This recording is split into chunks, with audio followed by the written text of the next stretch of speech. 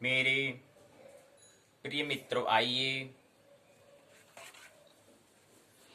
2 दिसंबर 2020 भूमंच ज्योतिष पाठशाला बीजेपी स्वाध्याय दिवस 81वां 81 मनोविज्ञान का 7वां दिवस, सूचना संचार प्रौद्योगिकी का 40वां दिवस में आइए प्रवेश करें।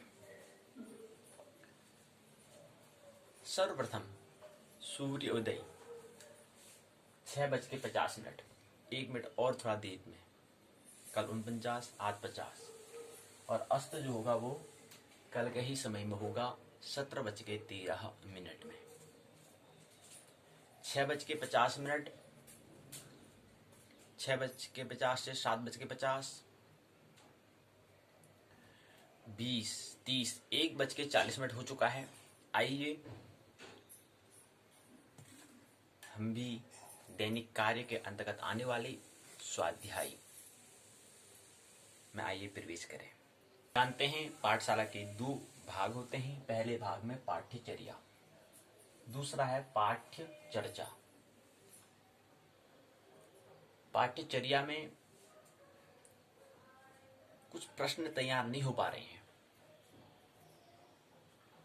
जो हम कहते हैं कि इसको प्रश्नोत्तर चर्चा कहते हैं। समय ही नहीं मिल रहा है तो प्रश्न कहां से होंगे? अव्यस्त होंगे तभी तो प्रश्न होंगे।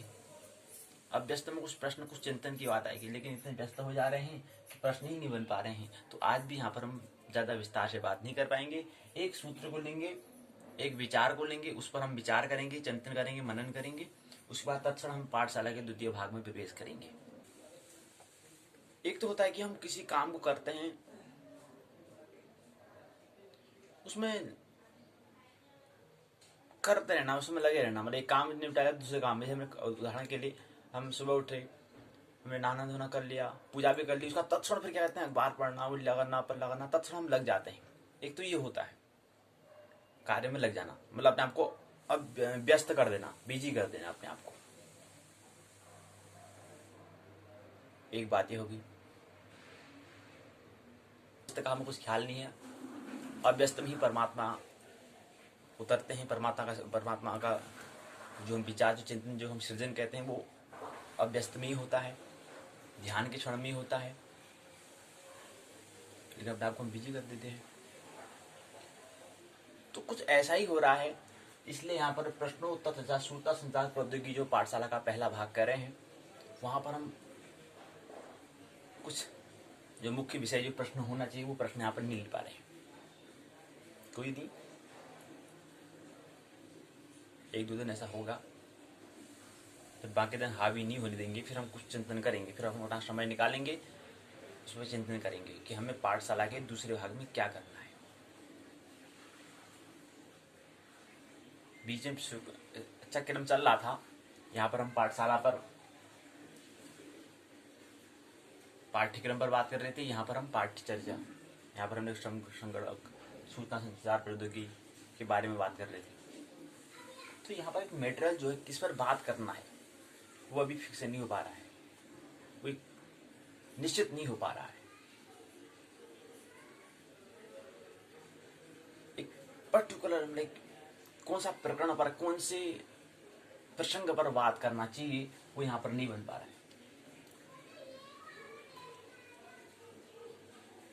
उसके लिए हमें क्या करना है, उसके पहले हम जो दैनिक हम कार्य करें, उससे हमें समय निकालना पड़ेगा ना। लेकिन उससे हम समय नहीं निकाल पा रहे हैं, तो इसलिए यहाँ पर ये बात नहीं हो पा रही। उससे समय निकालना है, उसका फिर खाली बैठ कर कुछ चिंतन करना है कि हाँ यार, वो उसमें यहाँ पर क्या कहूँगा, क्या कौन सी प्रसंग पर बात करेंगे, ये सोचना होता है। तो मुख्य कारण है यहाँ पर, जो हम कह रहे थे कि इस अंतिम जो महीना है 2020 का, दिसंबर का 2 तारीख हो चुकी, इस महीने में हम कुछ बात ले लेंगे।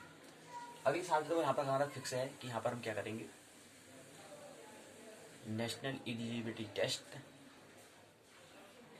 राष्ट्रीय योग्य परीक्षा जो, उस पर हम बात करेंगे। मन को भी चिंतन करने के लिए वक्त चाहिए। दैनिक कार्य में ही लगे रहेंगे तो फिर वो नहीं हो पाएगा। तो इसलिए कहते हैं दैनिक कार्य करने के साथ साथ जो डेली हम रूटीन जो दैनिक जो कार्य करते हैं उसमें कार्य करने का हमको फिर भी हमें अतिरिक्त समय निकालना चाहिए ताकि कुछ और नया का आविर्भाव हो, जन्म हो, सृजन हो। इसलिए हमें कुछ नया सोचने के लिए हमें खाली होना पड़ता है। ये भी क्या है, ये भी कृत्य, ये भी प्रकृति का अलवर है। लेकिन और भी बड़ा सृजन अगर करना है तो उसके लिए फिर हमें क्या करना पड़ेगा, उसके लिए तो हमें फिर ध्यान मौन में हमें अभ्यस्त रहना पड़ेगा। वहां पे और अच्छी बातें आती है। चलिए आइए एक तथ्य को लेते हैं।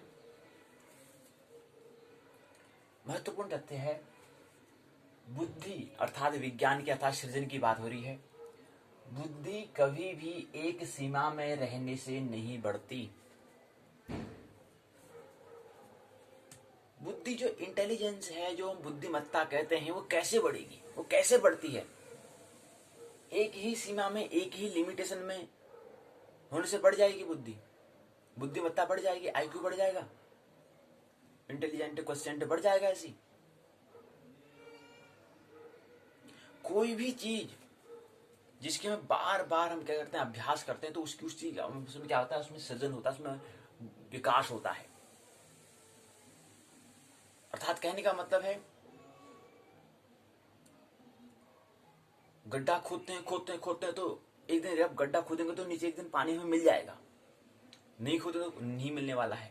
ऐसे ही हम होता है कि हम पढ़ने, हम अगर हमने हैबिट नहीं बनाई है, आदत नहीं बनाई है, तो हमारे बुद्धि फिर क्या हो जाएगी। प्रसंग आता है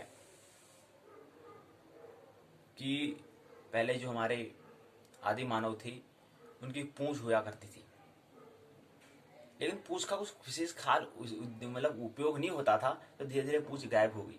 तो ऐसे ही होता है, जिस चीज को अगर हम उपयोग में नहीं लाएंगे, बार बार अभ्यास नहीं करेंगे, तो विलुप्त हो जाएगी।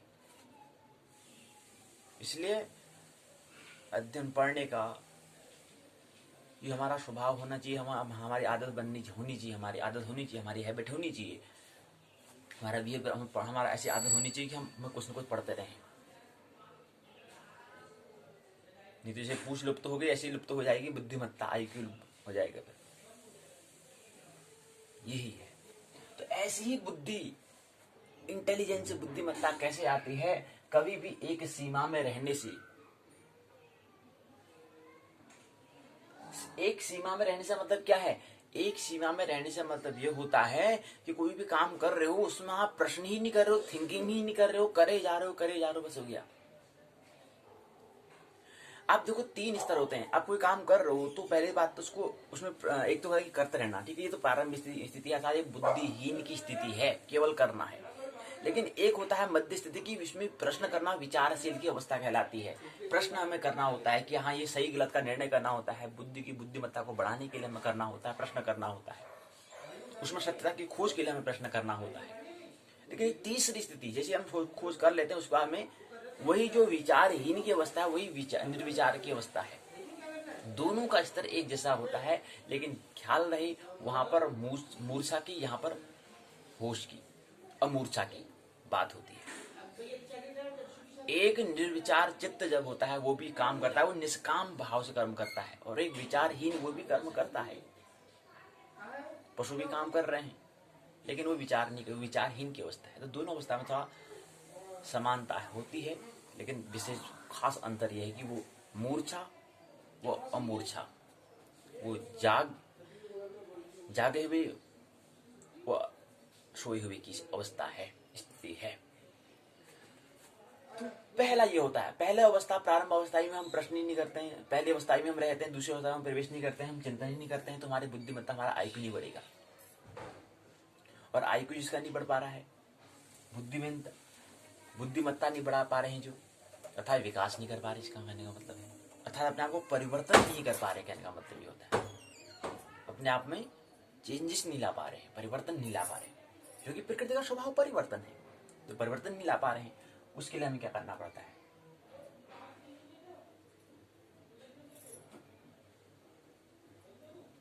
क्या करना पड़ेगा उसके लिए? अगर बुद्धिमत्ता बढ़ानी है तो अभ्यास करना पड़ेगा, एक सीमा में नहीं रहना पड़ेगा हमको। तो बुद्धि कैसे बढ़ेगी, उसके लिए क्या करना पड़ेगा, बताते हैं इस सूत्र में, बताते हैं इस वक्तव्य में कि बुद्धि कभी भी एक सीमा में रहने से नहीं बढ़ती है, बल्कि क्या होती है, बुद्धि तो प्रयोगों से, प्रयोग बार बार प्रयोग करने से, चुनौतियों को अपनाने से, संघर्ष से, जूझ को अपनाने से, धारण करने से, इसको आचरण में लाने से बढ़ती है, इंक्रीज होती है। ये तो बुद्धिमत्ता जो बुद्धि है डिक्रीज भी हो सकती है, लेकिन इंक्रीज करने के लिए क्या करना पड़ेगा, चुनौतियों का सामना करना पड़ेगा। ख्याल रहना चाहिए, कोई भी हमारे अंतस जो हमारी प्रतिभा होती है वो विपत्ति की स्थिति में वही इसी समय में क्या होता है, वो बाहर निकलती है। उसका सृजन विपत्ति के समय में होता है, चुनौतियों, इसलिए जीवन में चुनौतियां होनी चाहिए। बिना चुनौती के जीवन अगर जी रहे हैं तो इसका मतलब फिर आपके जीवन में रस नहीं आ सकता। तो बुद्धि मतलब ये है। तो ये प्रसंग था। आइए पाठशाला का, यहीं पर क्या है, पाठशाला का पहला भाग पूर्ण होता है। पाठशाला के दूसरे भाग में आइए प्रवेश करें, उसका नाम है पाठ्यक्रम। उत्तराखंड मुक्त विश्वविद्यालय हल्द्वानी के स्नातक प्रथम वर्ष के प्रथम प्रश्न पत्र, जिसका नाम है, जिसको उत्तराखंड विश्वविद्यालय व्यक्त करता है, UOU व्यक्त करता है, PSY 101 मनोविज्ञान की मूलभूत प्रक्रियाएं। खंड तीसरा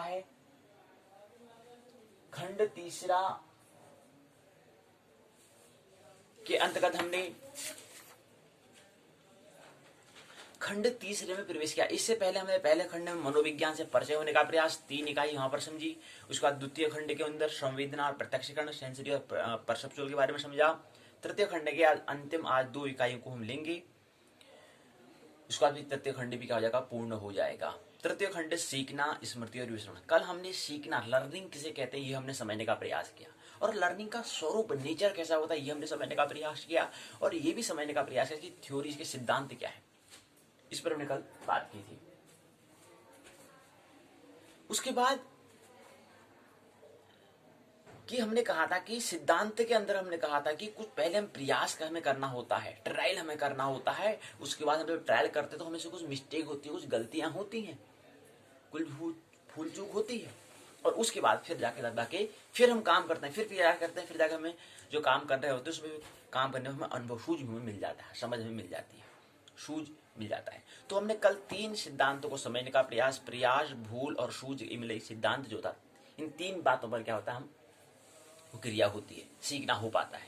क्या होता है, पहले हम प्रयास ट्रायल करेंगे, फिर उसके बाद हम फिर मिस्टेक होंगी, ट्राई करने के बाद हमको जब कर रहे होंगे जो काम हमने कर लिया तो उसमें कुछ न कुछ गलतियां होगी होंगी, उन गलतियों में फिर हम क्या करेंगे, अगली बार फिर हम ट्राई करेंगे, फिर गलतियों को सुधारने से हमें क्या आएगा, अगली बार फिर सूझ आ जाती है।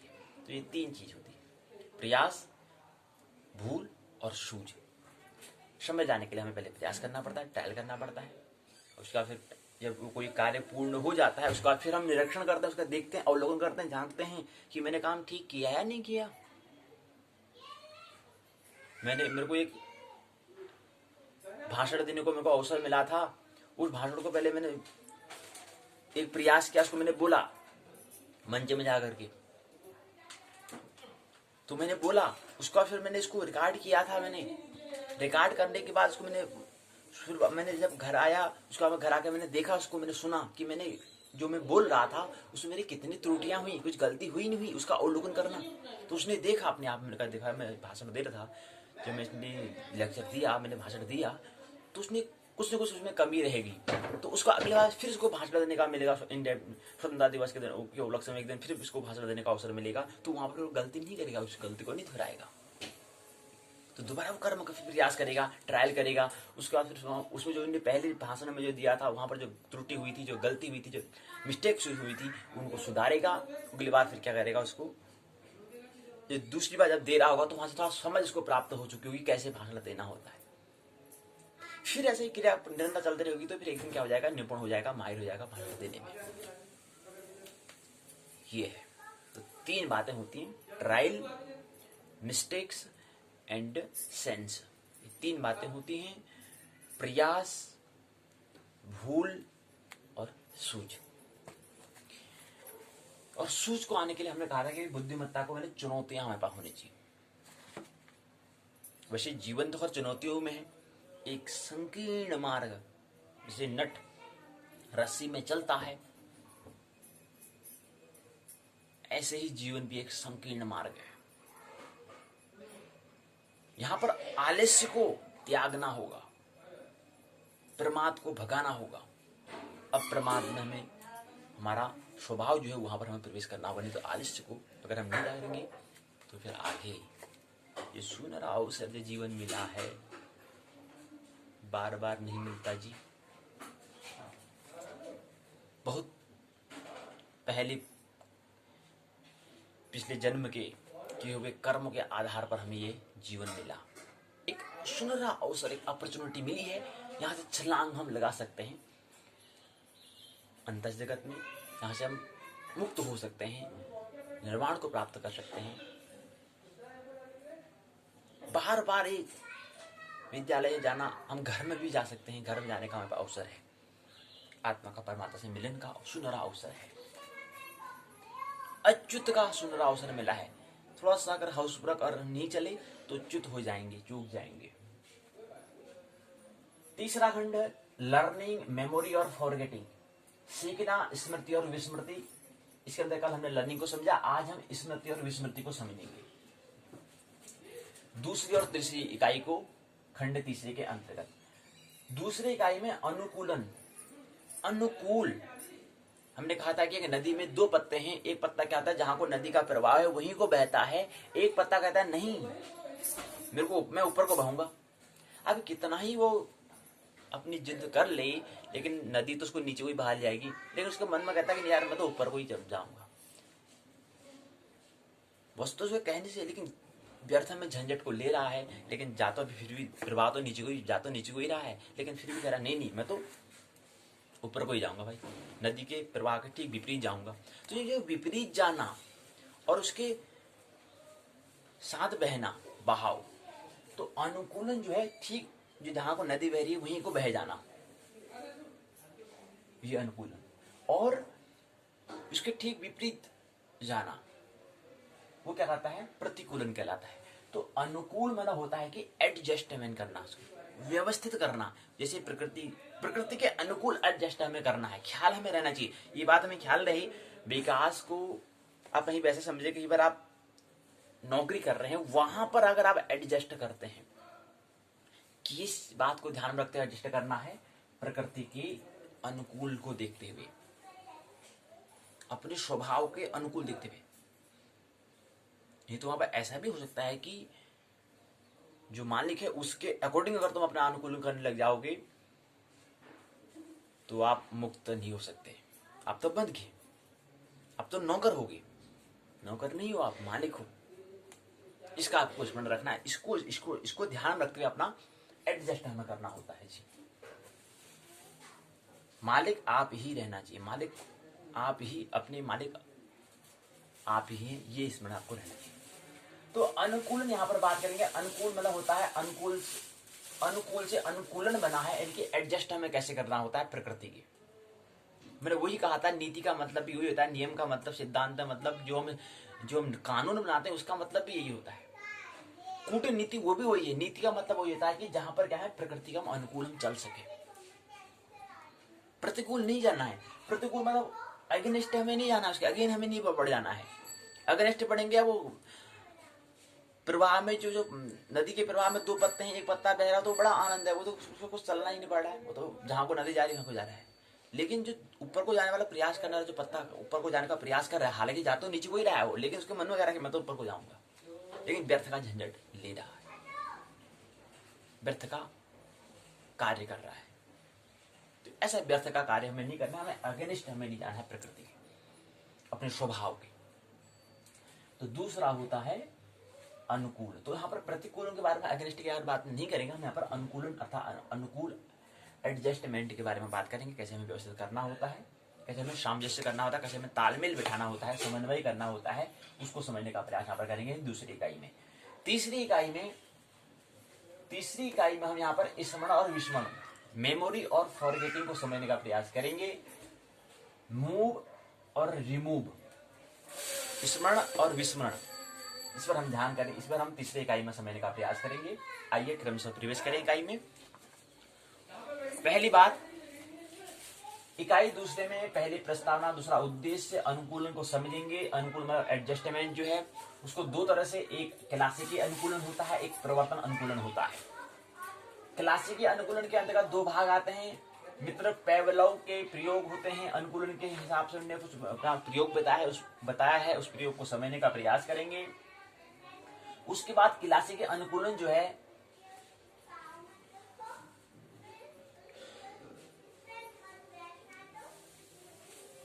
उसकी विशेषताएं 1 2 3 4 5 विशेषताएं हैं, 5 विशेषताओं को समझेंगे। उसके बाद द्वितीय जो अनुकूलन का द्वितीय जो भाग है वह है प्रवर्तन अनुकूलन। प्रवर्तन अनुकूलन के अंतर्गत 1 2 3 4 भाग हैं, 4 भागों को समझने का हम प्रयास करेंगे। उसके बाद जो अनुकूलन के जो दो भाग हैं, दो शाखा हैं, पहला क्लासिकी अनुकूलन है, दूसरा प्रवर्तन अनुकूलन है। इनके दोनों के मध्य हम क्या करेंगे, समानता, क्या इक्विवेलेंट हैं, क्या एक दूसरे की समानता इनके अंदर है, वो समझने का प्रयास करेंगे। और फिर दूसरी बात यहाँ पर दूसरे चरण में इसकी भिन्नता को, डिफरेंस को समझने का प्रयास हम इन दो बिंदु पर करेंगे। इसके बाद यहीं पर क्या है, मुख्य बात यही है, दूसरे इकाई में एक बात और है कि अधिगम अर्थात सीखने का कुछ स्थानांतरण हमें करना है, ट्रांसफॉर्मेशन को अगर करना है, एक स्थान को बदलना है, स्थान का अंतर हमें करना है, स्थानांतरण कहलाता है। कैसे करना है, इसके अंतर्गत हम सीखने का कैसे हम स्थानांतरण करें, जो लर्निंग कर रहे हैं उसको कैसे हम बदलें, कैसे चेंजेस करें, कैसे ट्रांसफॉर्मेशन करें, इसके लिए हम 1 2 3 4 बिंदुओं पर कुछ बात करेंगे। यहीं पर क्या हो जाएगा, इकाई पहले पूर्ण हो, इकाई दूसरी जो है खंड तीसरे के अंदर जो इकाई 2 है वो दूसरी पूर्ण हो जाएगी। तीसरी इकाई में प्रवेश करेंगे। यहाँ प्रस्तावना, उद्देश्य, तीसरा है स्मृति का अर्थ।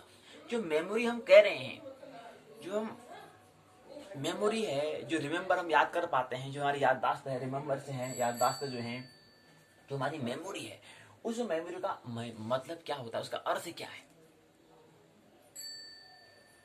कहते ना अनर्थ हो गया, अनर्थ और अर्थ, इसका क्या मतलब है, इसका क्या मीनिंग है, इसका क्या मतलब है स्मृति का, ये हम समझने का प्रयास इसके 3 बिंदु पर समझने का प्रयास करेंगे। ये 3 दिए गए निशान 1 2 3 में निशान दिखा दिया, प्रतीक बना दे 3, ये तीनों पर बात करेंगे। उसके बाद चौथा आता है स्मरण का स्वरूप। जो हम मेमोरी हमारी है, जो हमारी याददाश्त है, जो हम रिमेम्बर कर पाते हैं, उसका स्वरूप कैसा होता है, उसका नेचर क्या है। इसके अंतर्गत पहले 3 प्रश्न होंगे, उन 3 प्रश्नों को लेंगे। उसके बाद यहाँ पर 1 2 3 4 5 6 7 8 9 बिंदुओं पर इसके दूसरे भाग में समझने का प्रयास करेंगे। इनमें कहा इसके 3 भाग हैं, पहला दूसरा तीसरा। तो पहले में 3 प्रश्न, तीसरे में 9 भाग इसके, तीसरे में यहाँ पर 3 भाग हैं। 3 भाग पर हम कुछ बात करेंगे और 5 बिंदु हैं, उन 5 बिंदुओं पर बात यहाँ पर करेंगे। ये हमारा 5वां चरण था। छठे चरण में भूलने का कारण, पहले में प्रस्तावना, दूसरे में उद्देश्य, तीसरे में स्मृति का अर्थ होता है, चौथे में स्मरण का स्वरूप, 5वें में हमारे प्रक्रियाएं। हमने कहा 5वें चरण में प्रक्रियाएं क्या होती हैं, प्रोसेस क्या होती है, इसके अंतर्गत आने वाले 4 प्रोसेस प्रक्रियाएं होती हैं, उनको समझने का प्रयास करेंगे 5वें चरण में। छठे चरण में भूलने का क्या कारण होता है, हम क्यों भूल जाते हैं, क्यों फॉरगेट हो जाता है, क्यों धुंधला हो जाता है, क्यों हमें याद नहीं रहती है। भूलने का कारण, पहली बात तो ये समझने, भूलने का कारण एक तो ये होता है कि कोई व्यक्ति विचार ही नहीं करता है। विचारहीन की अवस्था में जो है एक तो वो भूल जाता है। एक मध्य स्थिति होती है कि वो जो काम करना है उसी को करता है, लेकिन वो कर तो रहा है, लेकिन मन में तो हमने कहा कि एक दिन में 72,000 क्या आते हैं, विचार आ जाते हैं। इतने सारे विचारों में कैसे रख पाएगा उसको याद। इस अवस्था में भूलने का कारण होता है कि अपना जो मुख्य विषय है उसको बुद्धि उसका पृथक नहीं कर पा रही है, विचारों पर कंट्रोल नहीं है, नियंत्रण नहीं है, सभी विचारों को हावी बना दे रहे हैं। तो ये मुख्य इसका कारण होता है, मेन इसका कारण ये है। और तीसरा होता है कि अथक हम विचार हम करते हैं, विचार नहीं भी करते हैं तो भी ये विचार हो ही जाते हैं, क्योंकि 72,000 विचार आ रहे हैं तो विचार मन का स्वभाव ही है, तो वो निरंतर हो जाते हैं। लेकिन उसके बाद हमारा क्या होता है, उसमें नियंत्रण नहीं होता, हमारा कंट्रोल नहीं हो पाता है, यानी कि मन पर हमने विजय प्राप्त नहीं की है, इसीलिए हम क्या करते हैं, भूल पाते हैं। जो दैनिक हम कार्य करते हैं उसमें मिस्टेक हो जाती है, गलती हो जाती है। एक दूसरा मुख्य कारण होता है कि हम कोई भी काम कर रहे होते हैं उसमें होशपूर्वक नहीं कर रहे होते हैं, इसलिए मिस्टेक होती है, इसलिए भी गलती होती है, इसलिए भी भूलते हैं, हम भूल जाते हैं, उसको भूलैया हो जाते हैं। और दूसरा, जो हम काम कर रहे हैं उस पर हमें उसकी पूरी बात उसको बगैर समझे हम करते हैं, ये भी एक कारण है कि बिना उसको समझे हम काम कर रहे हैं। हाँ भाई कर रहा है, कह दिया भाई हाँ करो भाई करो, ठीक, बिना उसको जाने क्या है कैसे है इसको समझे हुए उसको काम कर रहे होते हैं, तो भी भूल होती है उसमें। इन कुछ कारण हैं, इन कारण की वजह से हम क्या करते हैं, भूल करते हैं, हम भूलैया हो जाते हैं, भुल्लक्कड़ हो जाते हैं। तो क्या कारण है इसके अंतर्गत? पहला भाग, दूसरा भाग, तीसरा भाग, 4 भाग हैं। 4 भाग के अंदर जो पहला भाग है उसके अंतर्गत 5 भाग को समझने का, 5 उसके अंतर्गत फिर 5 भाग हैं, 5 बिंदु हैं, 1 2 3 4 5।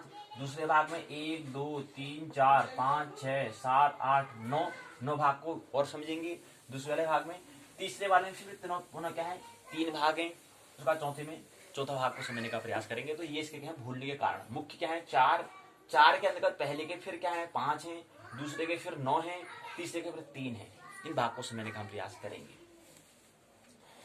इसके बाद ये छठा चरण था। 7वें चरण में स्मृति कोश अर्थात भंडार, जो हमारी मेमोरी है उसका भी भंडार होता है। मेमोरी मतलब हमारा मन में, और मन हमने कहा 2 भाग होते हैं, एक अचेतन एक चेतन, एक कॉन्शियसनेस एक अनकॉन्शियसनेस माइंड होता है। 2 भाग होते हैं। चेतन कॉन्शियसनेस केवल 1 भाग होता है, 1/10, और अनकॉन्शियस माइंड 9/10 क्या होता है, हिस्सा अचेतन होता है, अनकॉन्शियस माइंड होता है। 3 भाग होते हैं इसमें, यहाँ पर 3 भाग को समझेंगे। मुख्य बात हम क्या कर रहे हैं, मुख्य बात हम अनुकूलन पर करते हैं। अनुकूलन क्या होता है, यानी कि एडजस्टमेंट कैसे हमें करना है, प्रकृति अनुकूलन में कैसे अपने आपको आचरण में परिवर्तन करते हैं, कैसे आपको हमें एडजस्ट करना है। अब हम अनुकूलन कह रहे हैं मतलब प्रकृति में परिवर्तन हो रहा है। प्रकृति में ठंडा मौसम हो चुका तो हमें एडजस्ट क्या करना पड़ेगा, हमें कपड़े पहनने पड़ेंगे, नहीं तो हमारी तबियत अस्वास्थ्य हो जाएगा। ये हमें एडजस्ट हमें करना पड़ेगा, अनुकूलन करना, उसके अनुकूलन में अपने आपको आचरण में बदलाव लानी पड़ेगी। लेकिन ये तो ऊपरी है, ऐसे हमारे मनुष्य में और भी बहुत सारी गहरी बातें हैं, वहां पर भी हमें रूपांतरण करना होता है। शरीर के तौर पर तो कर ही लेते हैं, लेकिन ऐसे मनस के तौर पर भी हमें करना होता है। दूसरा प्रतिकूल होता है, अनुकूल और प्रतिकूल। हमने कहा कि एडजस्टमेंट करना और प्रतिकूल करना, उसके अगेंस्ट पहुंचना, ये हमें नहीं करना होता है। अगेंस्ट करेंगे तो फिजूल की व्यर्थ हम झंझट लेंगे, उससे कुछ हल होने वाला नहीं है, अपने आप को हम दुखी कर लेंगे, लेकिन अगेंस्ट जाने से कुछ फायदा होने वाला नहीं। फायदा क्यों, मतलब अगर तुम उसके अगेंस्ट जाओगे, इसका मतलब यह है कि तुम क्या कर रहे हो कि मालिक परमात्मा से ऊपर आगे, प्रकृति से भी आगे जाने का प्रयास करोगे। अगेंस्ट का मतलब ये होता है। आप देखो 2 बातें होती हैं, किसी को मालिक नहीं होने देता क्योंकि आप मालिक हैं, किसी को अपने ऊपर मालिक न होने दें। लेकिन किसी के ऊपर मालिक राजनीति करना वो भी तो आपका अधिकार नहीं है। इन दोनों बिंदुओं पर ध्यान देना चाहिए। न किसी के ऊपर मालिक बनने का प्रयास, न अपने ऊपर किसी को मालिक बनने का प्रयास। सब स्वतंत्र है, किसी को मालिक, किसी का मालिक और किसी को अपना मालिक न बनने दें। आप अपने ही मित्र हैं, अपने ही शत्रु हैं, इस सूत्र को समझें। अपने ही मालिक, पर दूसरे पर मालिक आप नहीं कर सकते, मालिक के नाहक आप नहीं कर सकते, ये ख्याल है। तो ये अनुकूल और प्रतिकूल ये है कि हम प्रकृति के अनुकूल, जो हमारा स्वभाव है उसके ही अनुरूप हमें चलना होता है। जो हमारा स्वभाव है, जो प्रकृति, जो हमारा नेचर है। और प्रतिकूल मतलब होता है व्यर्थ का प्रयास। तीसरी बात है यहाँ पर स्मृति की, मेमोरी की और विस्मृति की बात कर रहे हैं। याददाश्त मेमोरी की याद कर रहे हैं, और दूसरा भूल जाएगी, विस्मृति की बात कर रहे हैं। मुश्किल से व्यक्ति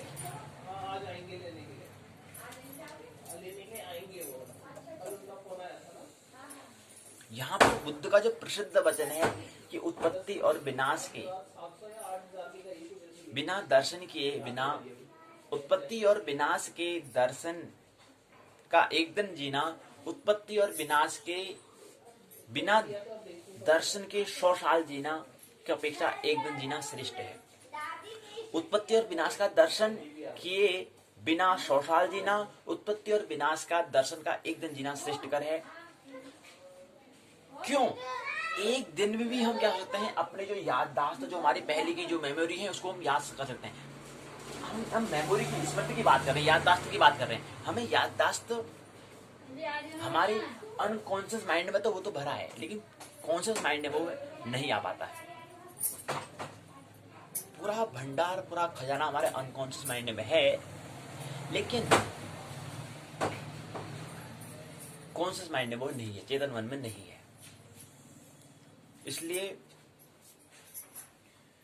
किसी व्यक्ति से पूछें कि आप 5 साल के थे तो आपने क्या किया, 10 साल के थे तो क्या किया, 15 साल के थे तो क्या किया आपने, कुछ कुछ जो महत्वपूर्ण बात आती है वही याद आती है, लेकिन पूरी स्मृति नहीं आती, पूरी याददाश्त नहीं आती।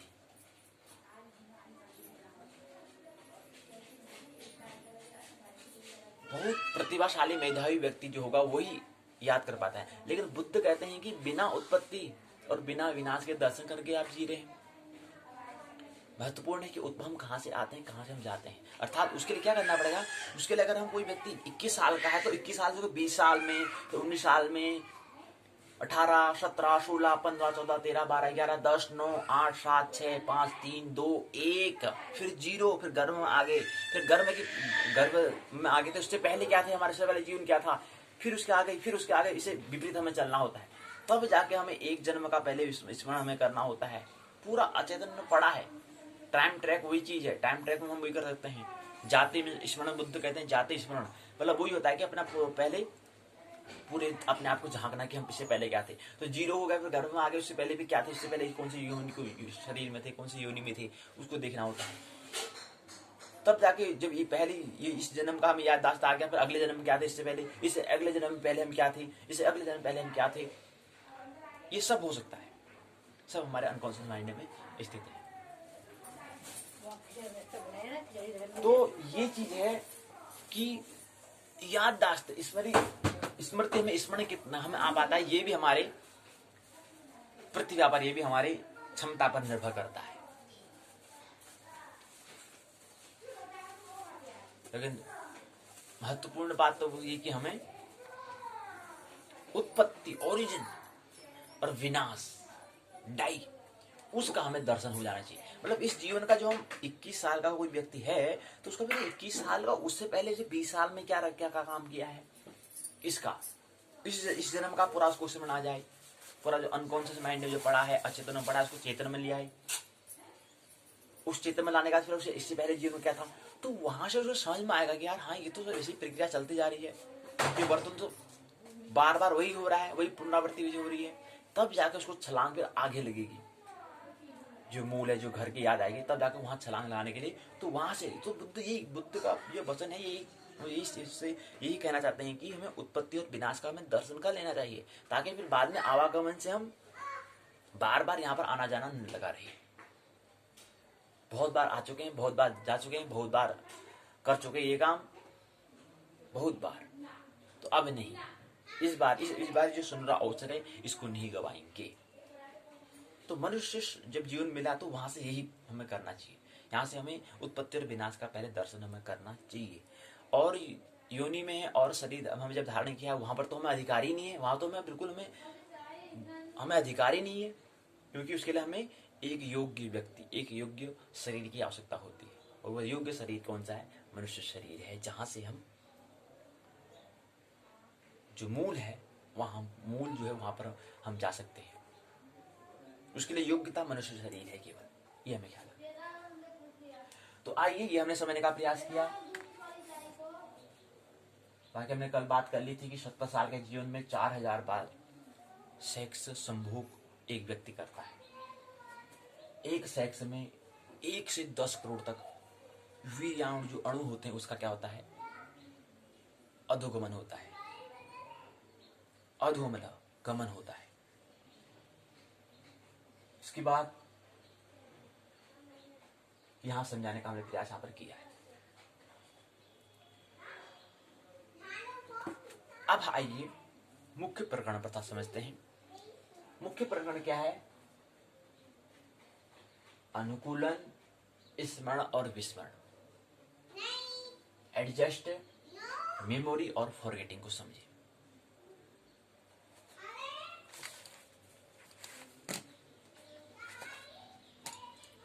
द्वितीय और तृतीय इकाई को 2 इकाई यहां पर लेंगे। क्लासिक और प्रवर्तन अनुकूलन, अधिगम का स्थानांतरण ये है, प्रस्तावना है, उद्देश्य है, क्लासिक अनुकूलन है। क्लासिक अनुकूलन जो है, पहला प्रस्तावना, उद्देश्य, क्लासिक अनुकूलन। क्लासिक अनुकूलन के अंदर क्लासिक अनुकूलन पर पेवलोव के प्रयोग हैं, मित्र पेवलोव हैं, उनने कुछ प्रयोग किए हैं। दूसरा क्लासिक अनुकूलन की विशेषताएं हैं, उस पर बात करेंगे। फिर अगला है प्रवर्तन अनुकूलन। क्लासिक अनुकूलन तथा प्रवर्तन अनुकूलन में समानता क्या, इक्विवेलेंट है, और क्लासिक अनुकूलन और प्रवर्तन अनुकूलन में क्या भिन्नता है, क्या डिफरेंस है, इसको समझने का प्रयास। सीखने का स्थानांतरण, जो हम सीख रहे हैं उसको कैसे स्थानांतरण करना है, इसके अंतर्गत हमने कहा कि क्या बात है, 2-4 बातों को समझेंगे, 4 बातों को समझेंगे। तो 4 में पहला आएगा धनात्मक शिक्षण स्थानांतरण, दूसरा ऋणात्मक शिक्षण स्थानांतरण, तीसरा शून्य प्रभाव, चौथा पार्श्विक स्थानांतरण, उसके बाद सारांश, शब्दावली, सौमूल्यांक हेतु प्रश्न, संदर्भ की सूची, निबंधात्मक प्रश्न। ये इसकी रूपरेखा तैयार की है उत्तराखंड मुक्त विश्वविद्यालय ने इस पाठ की, इस लेसन की। प्रस्तावना, उद्देश्य, 5 उद्देश्यों को लेकर हम आगे बढ़ेंगे।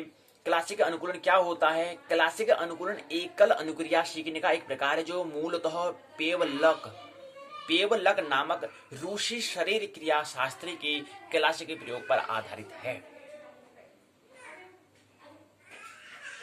क्लासिक अनुकूलन को पेवलोवियन अनुकूलन के नाम से भी जाना जाता है, यह हमें ख्याल रहना चाहिए। क्यों? क्योंकि यहाँ पर मित्र पेवलक मित्र ने करा है, रूस के रहने वाले थे, इसलिए इसका नाम, इस अनुकूलन को हम पेवलोवियन अनुकूलन भी कहते हैं। इसमें क्या होता है? इसमें स्वाभाविक उत्तेजना के साथ, जिसका मतलब क्या होता है, जो पेवलोवियन अनुकूलन कह रहे हैं, इसका मतलब ये होता है कि उस प्रक्रिया से कह रहे हैं जिसके द्वारा क्या होता है, स्वाभाविक जो हमारी उत्तेजना है के साथ किसी तटस्थ उत्तेजना को बार बार दोहराने से स्वाभाविक उत्तेजना के प्रति होने वाले स्वाभाविक अनुक्रिया के संबंध में उस तटस्थ उत्तेजना के साथ हो जाता है। फिर मित्र जो हैं कैसे अनुकूलन हो रहा है इसको बताने का प्रयास मित्र करते हैं। कहते हैं कि उदाहरण के तौर पर बताते हैं कि उदाहरण उन्होंने जिक्र दिया, प्रसंग दिया है, भोजन का एक स्वाभाविक भोजन जो है क्या एक स्वाभाविक उत्तेजना है। भूख जो हमें लगती है, भोजन का जो मांगते हैं, हम जो करते हैं, तो ये क्या एक स्वाभाविक हमारी उत्तेजना है। जब हमें भूख लगती है तो पेट में गुड़ गुड़ करती है, आवाज से आती है, तो शरीर खाना मांगता है, भोजन चाहिए उसको। तो ये क्या है, जो उत्तेजना आ रही है ये क्या एक स्वाभाविक है, क्योंकि बिना तेल के गाड़ी नहीं चलती है, बिना ईंधन के गाड़ी नहीं चलती है। ऐसे ही हमारा ईंधन क्या है, खाना है, भोजन है। तो भोजन देखकर लार टपकना एक स्वाभाविक, और फिर हम भूख लग रही होती है, फिर कहीं हम जा रहे हैं, घूमने जा रहे थे, तो हम कहीं दुकान में दिखते तो उसका अच्छा खाना बना, तो हमारे यहाँ पर लार आती है। तो लार टपकना ये भी एक क्या है, स्वाभाविक अनुक्रिया है। जो लार टपक रही है ये क्या है, स्वाभाविक अनुक्रिया है। लार टपकाने के लिए घंटी की आवाज पर एक तटस्थ उत्तेजना है, लेकिन लार को टपकाने के लिए हम क्या कर रहे हैं, एक हम तटस्थ उसके बाहर एक तटस्थ तट के पार तटस्थ क्या कर रहे हैं, हम घंटी की हम आवाज कर रहे हैं। घंटी की आवाज सुनकर लार टपकना एक तटस्थ अर्थात अस्वाभाविक अनुक्रिया, ये स्वभाव नहीं है हमारा, ये अस्वाभाविक अनुक्रिया है। कहने का मतलब है, अगर हम एक कुत्ते का उदाहरण यहाँ पर देते हैं, यहाँ पर जो मित्र हमारे हैं पेवलोव जो है वो मित्र कुत्ते का उदाहरण देते हैं, कुत्ते को उन्होंने प्रयोग किया है। कुत्ते को क्या करते हैं, जब वो खाना उसका वक्त होता है, उसमें जब खाना देते हैं तो उसमें घंटी बजाते हैं। वो कैसे संयोग होता है, ये संयोग कहलाएगा कि ये भी जैसे खाना दिया तो खाना दिया, खाना भी दिया घंटी बजा दिया, खाना भी दिया घंटी बजाया, खाना भी दिया घंटी बजाया, खाना भी दिया घंटी बजाया, खाना भी दिया घंटी बजाया। लेकिन उन्होंने क्या करा, घंटी बजाया, खाना नहीं दिया। कुत्ते को बात तो समझ में आ गई थी यार, एक घंटी बजा रहे हैं तो इसका मतलब खाना आ चुका है भाई। जैसे हम पाठशाला में होता है, घंटी बजाते सोचते हैं कि हम इंटरवल हो चुका है, मध्याह्न अवकाश हो चुका है, घंटी बजाते हैं तो उससे हमें समझ में आता है कि अब हम मुक्त हो चुके हैं, कुछ समय के लिए, आधे घंटे के लिए मुक्त हो चुके हैं अब पढ़ाई से। इंटरवल में होता है ऐसे, मध्याह्न अवकाश में। ऐसे ही यहाँ पर भी क्या है, जो मित्र पैवलोव के प्रयोग कर रहे हैं, वहां पर कुत्ते को क्या कर रहे हैं, खाना तो दे रहे हैं, लेकिन कुछ समय बाद उन्होंने क्या कर दिया, खाना देना बंद कर दिया, केवल घंटी बजाई। तो घंटी बजाने से भी क्या हुआ, लार उत्पन्न हो चुकी है। लेकिन क्या ये घटना हो सकती थी अगर पहले ही, अगर मित्र पैवलोव जो हैं वो पहले ही घंटी बजाते, कुत्ते को ये बात ख्याल में दिलाते ही नहीं, केवल घंटी बजाते, तो क्या कुत्ते के मुंह से लार टपकती? कभी नहीं टपकती। उसको अस्वाभाविक बनाने के लिए हमें क्या करना पड़ा, एक तटस्थ हमें क्या करना पड़ा, एक अनुकूलन करना पड़ा कि घंटी बजाई, उसके साथ उसको संयोग करना पड़ा, खाने को जोड़ना पड़ा। तो जब उससे जुड़ गया था तो मित्र पैवलोव ने क्या करा, उस घंटी बजाया, खाना नहीं दिया, तो तब जाके वहां पर भी अनुक्रिया हुई, वहां पर भी एक उत्तेजना हुई, जो उसका लार टपक रहा था कुत्ते का मुंह से, वो लार टपका, वो भी एक स्वाभाविक अनुक्रिया है। लेकिन आप जो घंटी का है, घंटी से कुछ उसका लेना देना नहीं है। लेकिन खाना जब भोजन है, भोजन की जब भूख लगती है, जब खाना होता है, तो उस समय जो लार टपकती है, ये भी स्वाभाविक है। वो स्वाभाविक हमारी क्या है, अनुकूल क्रिया है, प्रतिक्रिया है, स्वाभाविक है कि खाना हो, अगर भूख लगी हो तो मैं लार टपकना क्या है, स्वाभाविक है। लेकिन घंटी बजा के फिर लार टपकना ये अस्वाभाविक है। और ये एकदम से हो नहीं गया, ख्याल रहना चाहिए, ये एकदम से हुआ नहीं है। ये एकदम से कैसे हुआ, इसको जोड़ा है, इसको समायोजन किया गया है, एडजस्ट किया गया है, अनुकूलन बनाया गया है। घंटी को बजाने से लार नहीं निकल सकती, ये अस्वाभाविक बात है, ये स्वभाव की विपरीत बात है। लेकिन मित्र ने क्या करा, प्रयोग के आधार पर उसको अस्वाभाविक को स्वाभाविक बना दिया, एक तरह से कह सकते हैं कि लार टपकना, कुत्ते के मुंह से लार टपकना, घंटी से भी लार टपक सकती है, ये उन्हें बताने का प्रयास यहाँ से किया। तो ये अनुकूलन होता है, ये एडजस्ट कहलाता है। तो यही क्लासिक अनुकूलन यहाँ पर मित्र पैवलोव ने प्रयोग के आधार पर बताया। दूसरा आता है इसकी क्या विशेषताएं हैं, इसकी क्या विशेषता है इसकी। इसके अंतर्गत 5 विशेषता बताते हैं। पहला बताते हैं, अनुकूलन में अनुकूलित और अनुकूलित उत्तेजनाओं के बीच पुनरावृत्ति आवश्यक होती है, बार बार पुनरावृत्ति हमें करना पड़ता है। विशेषता क्या है, अगर घंटी बजा रहे हैं, खाना नहीं दे रहे हैं, एक ही बार अगर ऐसा प्रयोग किया तो ये घटना होने वाली नहीं है। ये अनुकूलन जो एडजस्टमेंट कह रहे हैं वो होने वाला नहीं है, ये एडजस्ट नहीं हो पाएगा, अनुकूलन नहीं हो पाएगा। उसके लिए क्या करना पड़ेगा, बार बार मित्र पैवलोव को प्रयोग करना पड़ा, बार बार प्रयास करना पड़ा उन्हें कि खाना भी देना पड़ा, घंटी बजाने पड़ी, खाना भी देना पड़ा, घंटी बजाने पड़ी, खाना भी दिया, घंटी भी बजाई, खाना भी दिया, घंटी बजाई। दोनों का इतना उसको संयोग करा दिया, एडजस्ट करा दिया, दोनों का बीच में ऐसा संबंध बना दिया कि कुत्ता को भी समझ में आ गया कि अब जब घंटी बजती है तो खाना मिल जाता है। ऐसा उसको ऐसा संबंध बना दिया, इसका रिलेशनशिप कर दिया, संबंध बना दिया, रिश्ता बना दिया दोनों के बीच में। किसमें, घंटी और खाने के बीच इतना रिलेशनशिप बना दिया कि कुत्ते को समझ में आ गया कि घंटी बजी तो खाना आ गया, तो लार टपकना शुरू कर दिया। लेकिन मित्र ने क्या करा, मित्र ने खाना नहीं लाया था, घंटी तो बजा दी थी लेकिन खाना नहीं लाई। लेकिन ये क्रिया जो अनुकूलन जो एडजस्ट हुआ, ये ऐसे ही नहीं हुआ, इसके लिए बार बार प्रयास करना पड़ा। ये पहला इसका क्या है, विशेषता है, बार बार करना पड़ेगा, पुनरावृत्ति करनी अनिवार्य होगी। ऐसे ही सीखने में कोई भी काम, अगर हम कोई भी विषय पर निपुण पाने के लिए हमें पुनरावृत्ति इससे करनी पड़ती है, बार बार रिवीजन में इसको करना पड़ता है, तब जाकर उसमें निखार आता है, उससे पहले निखार नहीं आता है। ये हमें स्मरण रहना चाहिए। तो पहली विशेषता। दूसरी, प्रबलन का होना भी क्लासिक अनुकूलन के लिए आवश्यक होता है, दूसरी विशेषता। तीसरी है, क्लासिक अनुकूलन में उत्तेजना सामान्यकरण की विशेषता पाई जाती है। चौथा है, इस तरह के अनुकूलन में विलोप की विशेषता पाई जाती है।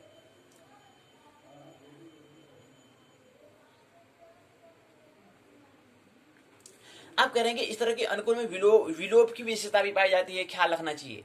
कह रहे हैं कि हम कुत्ते को, जब हमने कहा अधिक समय तक हमने घंटी बजाई, कुत्ता तो इंतजार कर रहा था कि यार मेरे जो मालिक है मेरे खाना ला रहे होंगे, लेकिन क्या करा, अधिक समय तक अगर कुत्ते को हमने भोजन नहीं दिया तो घंटी की आवाज पर लार टपकना बंद हो जाएगी, ये भी ख्याल रखना चाहिए। तो इसके अगली विशेषता यह है कि इस तरह के अनुकूल में विलोप की विशेषता भी पाई जाती है। लुप्त भी हो सकता है, फिर लार थोड़ी देर में अगर कुत्ता समझ जाएगा कि हाँ यार 5 मिनट तक अभी चलो, कुछ 1-2 मिनट लेट हो जाएंगे, अभी ले आएंगे, लेकिन जैसे 1-2 मिनट हो जाएंगे तो फिर कुत्ता फिर लार टपकना बंद कर देगा। तो ये विशेषता क्या है, ये इसी की विशेषता है, चौथी। पांचवी विशेषता है, स्वतः पुनराप्राप्ति भी क्लासिक अनुकूलन की विशेषता है।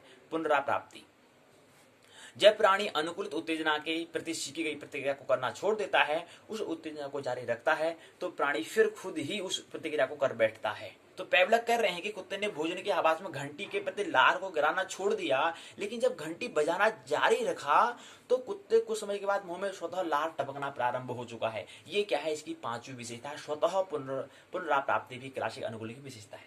यहाँ पर कुत्ते का हम जिक्र ले रहे हैं तो इसका मतलब क्या है? कुत्ते को कुछ नहीं करना है, यहाँ पर हमें विकास किसे करना है? मनुष्य को करना है। तो यहाँ पर उसका प्रयोग उनने क्या है, जो मित्र पेवलक हैं उनने मनुष्य पर नहीं करा, उनने कुत्ते पर प्रयोग किया। लेकिन ये नियम अगर कुत्ते पर लागू हो रहा है, वहां से हमें कुछ प्रेरणा लेनी है, अपने आप में रूपांतरण करना है, ये उसका मुख्य विषय है। तो ये हमने देखा कि अनुकूल हमें कैसे हमें अनुकूलन हो जाना है। अब हम प्रकृति के जाड़ा ठंडा हो रहा था, हम अनुकूलन हो जा रहे हैं, हम अपने आप को एडजस्ट कर पा रहे हैं, लेकिन कैसी भी परिस्थिति आए उस समय हम अपने आप को एडजस्ट हमें कर लेना है, अनुकूलन हमें कर लेना है, व्यवस्थित हमें अपना कर लेना है, मैनेजमेंट हमें कर लेना है। वो हमें सीखने की कला आनी चाहिए। इस प्रसंग के माध्यम से हमने यही समझने का प्रयास किया। तो ये था क्लासिक अनुकूलन मित्र पेवलक के प्रयोग के आधार पर, उसकी विशेषता को हमने समझी। अब आता है अगला प्रवर्तन अनुकूलन क्या होता है। अनुकूलन ही है लेकिन प्रवर्तन है। एडजस्टमेंट भी दो है, क्लासिक और एक होता है प्रवर्तन होता है, दो होते हैं। दो पहला तो हमने समझ लिया, दूसरा क्या है? दूसरा प्रवर्तन अनुकूलन का मतलब होता है कि सीखने की उस प्रक्रिया, उस प्रोसेस को कहेंगे जिसमें प्राणी ऐसी प्रतिक्रिया का चयन करना सीखता है जो प्रबलन को उत्पन्न करने में साधन का काम करे। अनुकूलन को साधनात्मक अनुकूलन,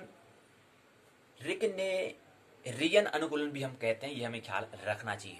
प्राणी कोई ऐसी प्रतिक्रिया करना सीखता है तो उसे धनात्मक प्रबलन तक पहुंचाने या नकारात्मक प्रबलन तक पहुंचाने में सहायक होता है। इसके माध्यम से 4 प्रकार के अनुकूलन होते हैं। प्रवर्तन अनुकूलन की बात कर रहे हैं, 4 प्रकार के, जो हमने यहाँ पर 1 2 3 4 तीर के निशान दिखाए हैं, क्योंकि यहाँ पर पट्ट पर जो है पूरा जो व्हाइट बोर्ड है, जो सफेद पट्ट है, यहाँ पर पूरी बात नहीं आ सकती, इसलिए तीर का निशान से बताया कि 4 भाग प्रकार होते हैं, 1 2 3 4। अब 4 कौन कौन से होते हैं? पहला है प्राथमिक पुरस्कार अनुकूलन, दूसरा है परिहार अनुकूलन, तीसरा है पलायन अनुकूलन, चौथा है अनुषंगी पुरस्कार अनुकूलन। ये क्या है? इसके 4 प्रकार हैं प्रवर्तन अनुकूलन के। प्रकार क्या है विस्तार से बात नहीं करेंगे, आगे बढ़ जाएंगे क्योंकि समय नहीं है। इसके बाद अगला आता है क्लासिक अनुकूलन और प्रवर्तन अनुकूलन में समानता। क्या इनमें क्या इक्विवेलेंट है, क्या समानता है और क्या इसमें डिफरेंस है, इसको समझने का प्रयास करेंगे।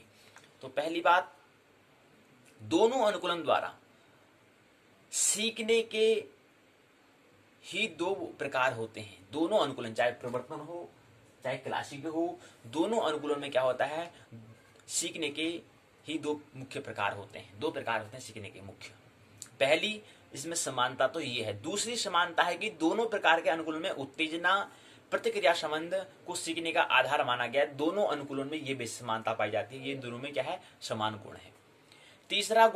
तीसरी समानता यह है कि इन दोनों में प्रबलन के महत्व को इन्होंने स्वीकार किया है। दोनों अनुकूलन में, चाहे वो क्लासिक हो चाहे प्रवर्तन हो, दोनों में ये तीसरी समानता है। पेवलक ने कुत्ते ने घंटे के प्रति लार गिराना, स्किनर के चूहे ने सही लीवर दबाना प्रबलन के कारण सीखा। ये इसकी विसमानता है। अब यहाँ पर क्लासिक में यहाँ पर पेवलक ने प्रयोग किया है और प्रवर्तन अनुकूलन में यहाँ पर आप देखो ख्याल रहना चाहिए। क्लासिक अनुकूलन जो मित्र है, मित्र पेवलक ने प्रयोग किया है। मित्र पेवलक जो हैं रूस के रहने वाले व्यक्ति हैं। और दूसरे जो हम यहाँ पर प्रवर्तन अनुकूलन कह रहे हैं, यहाँ पर भी मित्र जो हैं, मित्र स्किनर हैं, उनने प्रयोग किया है प्रवर्तन अनुकूलन के बारे में। यहाँ पर पेवलक ने किया है। तो दोनों का दोनों ने जो प्रयोग किया, दोनों ने जो सत्य की खोज की है, दोनों की सत्य की खोज में समानता क्या आई है, क्या इक्विवेलेंट आया है, क्या समानता आई है, उसको हम समझने का प्रयास कर रहे हैं। तो अंतिम इसमें क्या आया कि जब मित्र ने जो क्लासिक अनुकूलन में जो मित्र पेवलक जो है, उनने जब इसमें प्रयोग किया, कुत्ते के लिए घंटी के प्रति लार का गिराना जो किया, जो प्रयोग यहाँ पर मित्र पेवलक ने पहले ही क्लासिक अनुकूलन में किया है, ऐसे ही प्रवर्तन अनुकूलन में मित्र स्किनर ने चूहे ने सही लीवर दबाना, सही बटन को दबाना, उन्हें जब प्रबलन के कारण सीखा। इन दोनों में क्या है? समानता है। यहाँ पर मित्र ने तो कुत्ते का रोटी वाला खाना वाला काम किया है, यहाँ पर कुछ बटन वाला काम किया था मित्र ने। अब वो क्या किया यहाँ पर जिक्र हम नहीं करवा रहे हैं क्योंकि समय का अभाव है।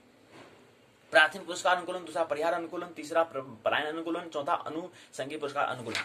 उसके माध्यम में दोनों में समानता। अगली समानता है कि दोनों अनुकूलन में उत्तेजना, सामान्यीकरण, विभेदीकरण, विलोन, स्वतः पुनराप्राप्ति आदि विशेषताएं, ये क्वालिटी पाई जाती है। तो ये इनकी समानता है। अब भिन्नता, डिफरेंस क्या है इनमें? पहली डिफरेंस, पहला भिन्नता, दूसरी भिन्नता, तीसरी भिन्नता, चौथी भिन्नता, पांचवी भिन्नता, छठी भिन्नता, सातवीं भिन्नता, आठवीं, नौवीं, 10 भिन्नता इसमें पाई जाती हैं। इसलिए हमने यहाँ पर 10 तीर के निशान, 1 2 3 4 5 6 7 8 9 10 तीर के निशान दिए हैं। तो 10 डिफरेंस क्या है, इसको आइए समझिए। समानता पहली, दूसरी, तीसरी और चौथी, यानी कि 4 इसमें क्या थी, समानता थी। तो उसके लिए 4 तीर के निशान हमें बनाने की, 4 समानता है। पहला तीर का निशान, दूसरा तीर का निशान, तीसरा तीर का निशान और चौथा तीर का निशान। ये 4 क्या है इसकी समानता, इसलिए हमने तीर का निशान बना दी। 4 समानता हमने पढ़ी थी भी। और ये क्या है, 10 भिन्नता है। 10 भिन्नता क्या है? पहली भिन्नता, क्लासिक अनुकूलन सीखने का एक साधारण प्रकार है, साधारण। जबकि परिवर्तन अनुकूलन क्या है? साधनात्मक अनुकूलन में कार्य विधि निश्चित नहीं होती है, बल्कि बदलती रहती है।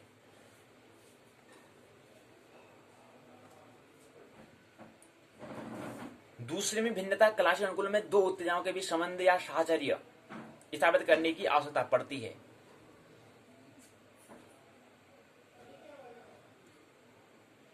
और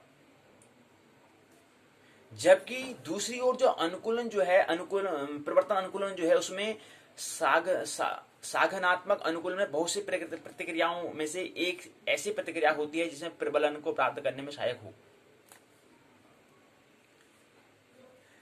स्किनर बॉक्स में चूहा बहुत सारे प्रतिक्रियाएं करता है, परंतु उनमें से केवल एक प्रतिक्रिया सही लीवर दबाना चुन लेता है, क्योंकि यह प्रतिक्रिया भोजन प्राप्त करने में साधनात्मक प्रमाणित होती है।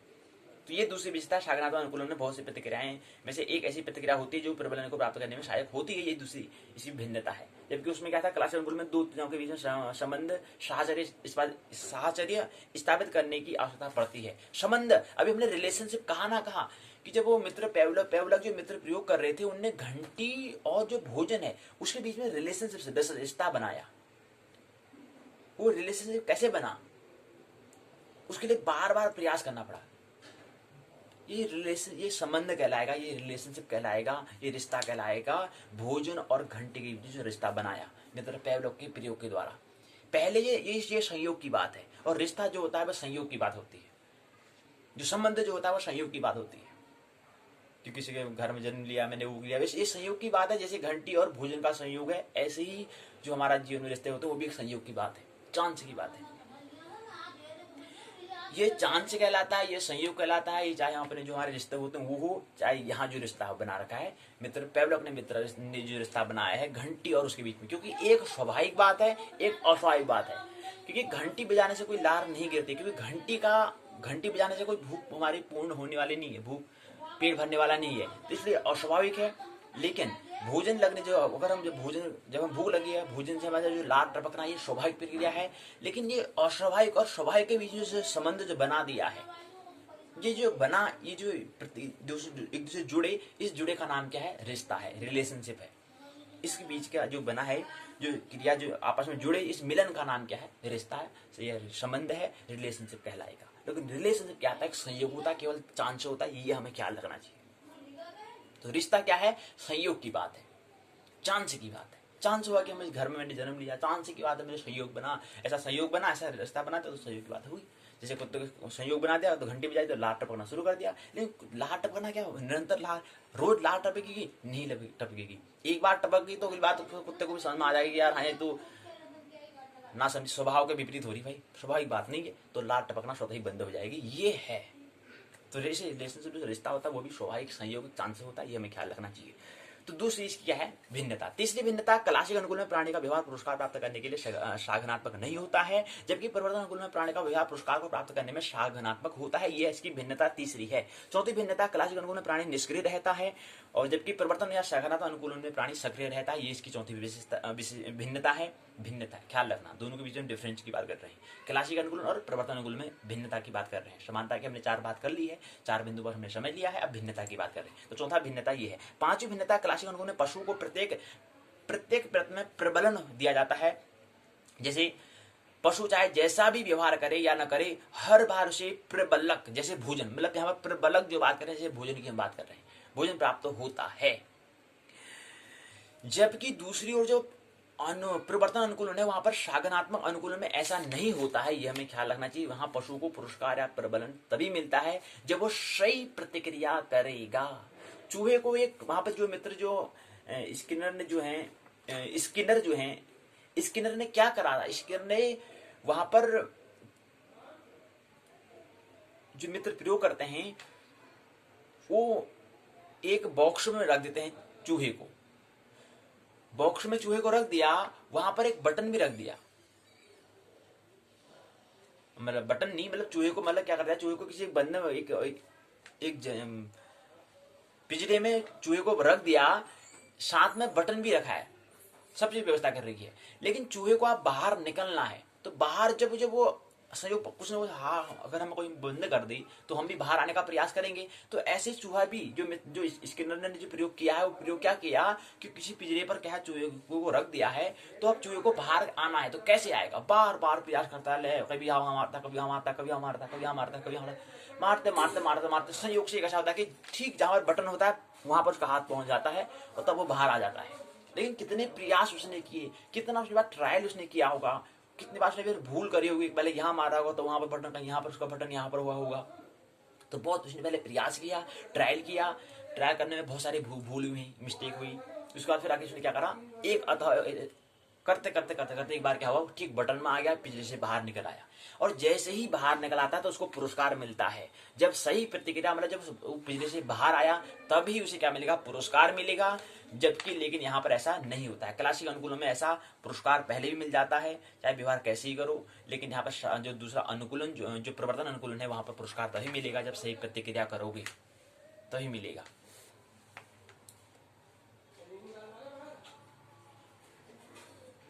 तो थॉर्नडाइक की बिल्ली हो या स्किनर के चूहा हो, तो मित्र थॉर्नडाइक ने बिल्ली पर प्रयोग किया था ये, और स्किनर ने चूहे पर प्रयोग किया था। तो चाहे थॉर्नडाइक हो, थॉर्नडाइक ने जो बिल्ली पर किया था, स्किनर ने चूहे पर किया था, लेकिन वो पुरस्कार कब देते थे, प्राइज कब देते थे? वो प्राइज तभी देंगे जब वो सही प्रतिक्रिया करेंगे।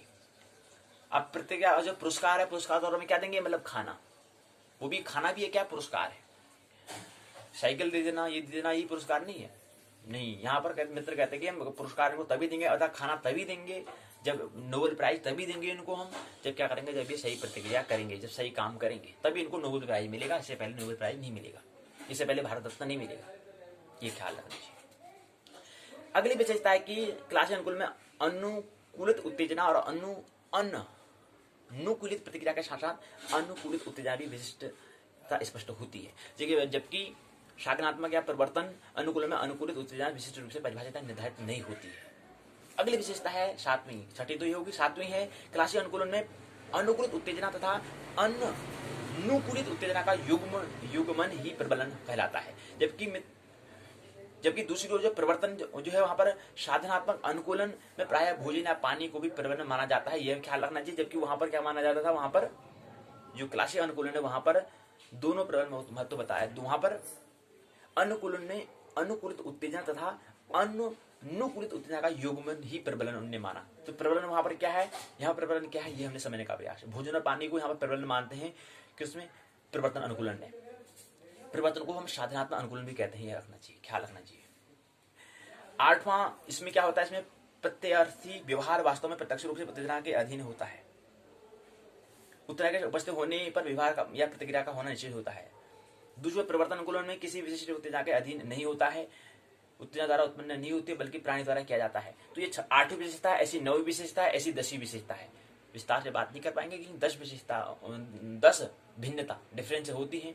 10 मतलब 8 तो हमने बात कर ली है, 2 और रह जाती हैं, उस पर आप खुद पुनः विचार करेंगे, खुद विचार करेंगे, समय इतना नहीं है कि विस्तार से बात कर लें। आइए अगले चरणों में प्रवेश करें। अगला चरण है आदिगमन का स्थानांतरण। सीखने का कैसे स्थानांतरण करते हैं, आइए इसको समझते हैं। 4 बिंदुओं पर समझेंगे, 4 चरणों पर समझेंगे।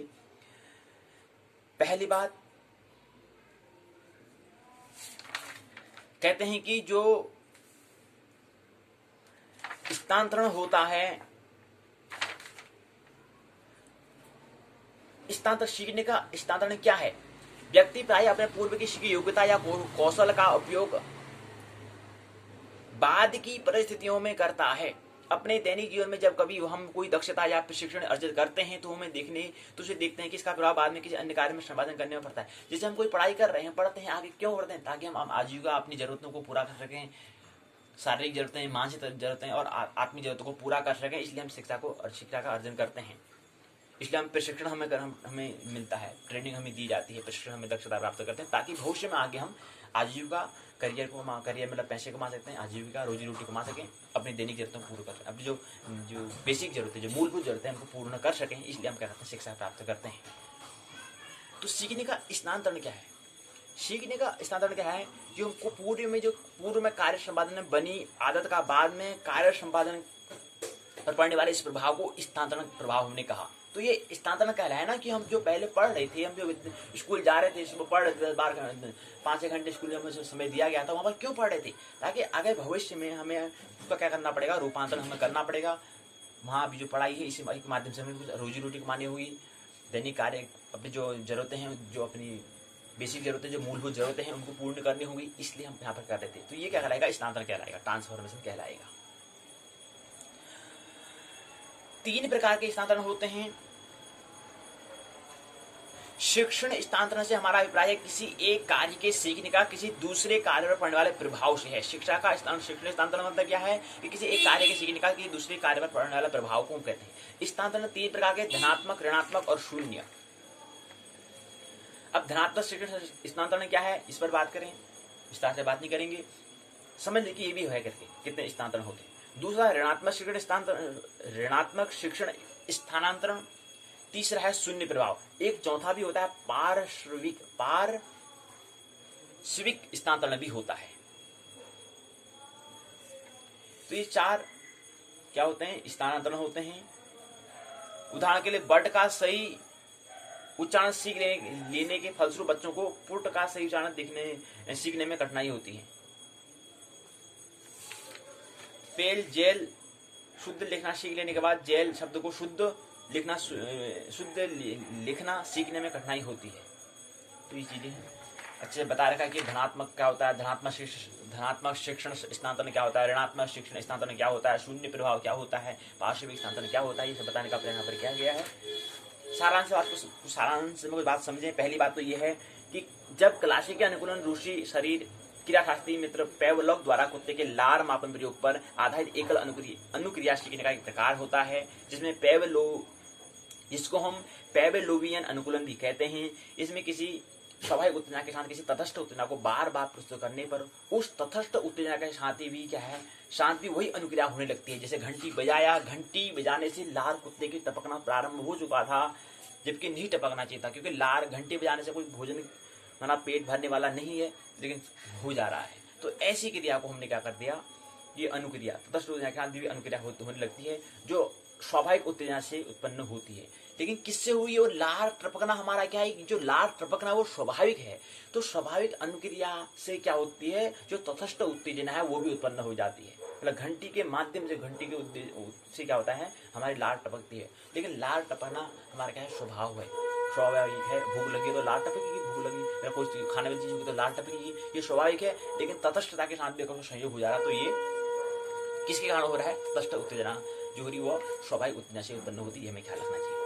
प्रवर्तन अनुकूलन का तात्पर्य होता है कि प्रवर्तन अनुकूलन जो दूसरा यहाँ पर अनुकूलन है, उसका मतलब होता है कि सीखने की उस प्रक्रिया से जिसमें प्राणी ऐसे अनुक्रिया का चयन करना सीख लेता है, लर्निंग कर लेता है, जो प्रबलन को उत्पन्न करने में साधन का काम करता है, एक माध्यम का काम करता है। यह अनुकूलन 4 प्रकार का: प्राथमिक पुरस्कार अनुकूलन, दूसरा परिहार अनुकूलन, तीसरा प्रयाण अनुकूलन, चौथा अनुषंगिक पुरस्कार अनुकूलन। 4 इसके प्रकार होते हैं। 1 2 3 4 बताए, 4 प्रकार के होते हैं। अगला आता है पूर्व में सीखे गए किसी कौशल के बाद में सीखे जाने वाले कौशल पर जो प्रभाव पड़ता है उसे सीखने का हम स्थानांतरण कहते हैं। फिर अगला बिंदु हम आगे थे कि सीखने का क्या है, अधिगम का स्थानांतरण क्या कहलाता है, कि जो हमने अभी हम जो विद्यालय में सीख रहे हैं, जो विद्यालय में सीख रहे हैं, जो महाविद्यालय में, जो यूनिवर्सिटी विश्वविद्यालय में जो हम सीख रहे हैं, वहां पर सीख क्यों रहे हैं, ये जो हम सीखेंगे ताकि आगे हम आने वाले भविष्य में किसी कौशल के बाद में सीखने वाले कौशल को हम अपना कुछ उसकी जरूरत है, उससे हम आगे कुछ अपनी जरूरतें पूरी करें, रोजी रोटी इत्यादि जो भी काम करना है उसके हम अपना धनोपार्जन कर सकें, पैसे कमा सकें, इसलिए हम क्या करते हैं उसको करते हैं, ताकि बाद में क्या हो। तो ये क्या आता है, ये सीखने का स्थानांतरण कहलाता है। सीखने का स्थानांतरण कहते हैं। 3 प्रकार के धनात्मक ऋणात्मक शून्य होते हैं, मुख्य तो 3 होते हैं, लेकिन चौथा भी वो पार्श्व पदार्थ है, वो उसका भाग नहीं है, लेकिन मुख्य 3 है, ख्याल रखना चाहिए।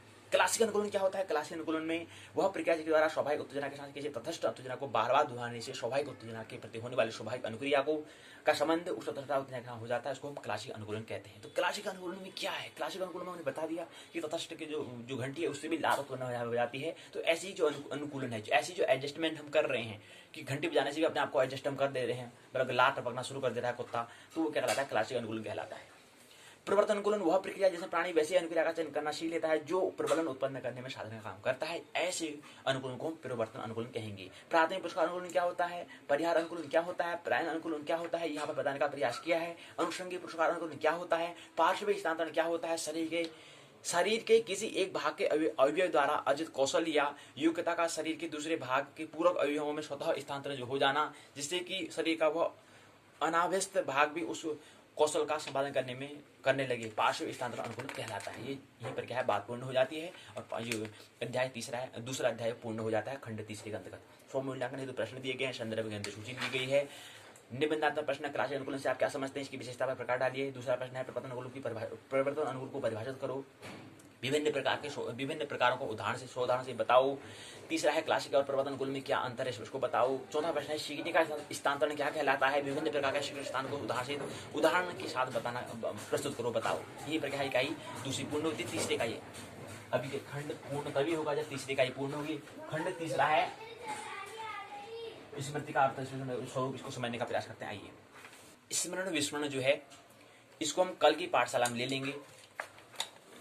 कल की पाठशाला में हम चौथे खंड के पहली इकाई, तीसरे खंड के स्मरण विस्मरण को हम लेने का प्रयास कल की पाठशाला में लेंगे। तो अभी मानना नहीं है, जानना है, आनंद महोत्सवपूर्वक जीवन जीना है। मेरी बातों को इतने प्रेम पूर्वक शांतिपूर्वक सुना, बहुत बहुत अनुग्रहित हूँ। अंत में सबके भीतर बैठे हुए परमात्मा को प्रणाम करता हूँ, मेरा प्रणाम स्वीकार करें।